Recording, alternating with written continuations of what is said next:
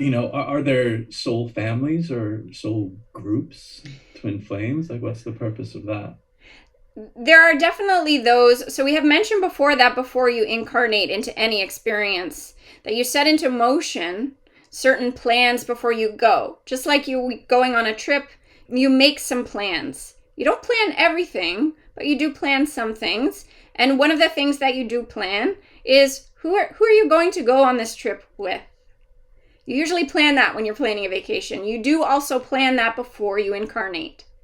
And why do you do that? Again, we would say it's the purpose of fun. When you're going on a trip, when you're going on a vacation, you tend to think about who you would really like to spend time with, who you would like. When you go on a trip, let's say you're going to a new country you've never been before, you're going to have a brand new experience. That's going to cause you to learn new things and have new experiences. That in itself is going to cause you to evolve.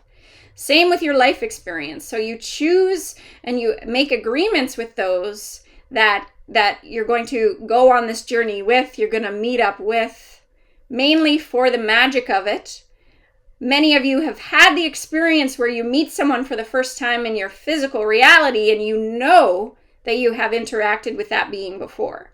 There's a soul recognition. So yes, you do incarnate, you do have soul families. In terms of the soul families, what we would say is that those soul families are those with which you share a collective intention. So just as we said before, beings of all different dimensions tend to attract each other based on their collective energy and their collective intention. Same goes with your soul families.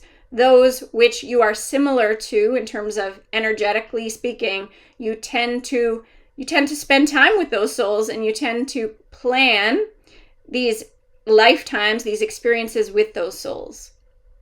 And you do it over and over and over again. Because if you think of going on a trip, if you went on a trip and had a good time with somebody, you're probably going to go on another trip with that person. And it's the same thing with your incarnations.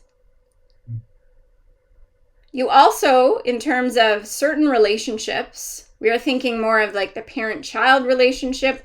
You also like to gain different perspectives with each other. So sometimes you may wish to be, you have a soulmate, let's say, and you choose to incarnate. You are the mother and he is the son. Then maybe the next lifetime you flip it and they are the parent and you are the child. You love and you grow from having different perspectives.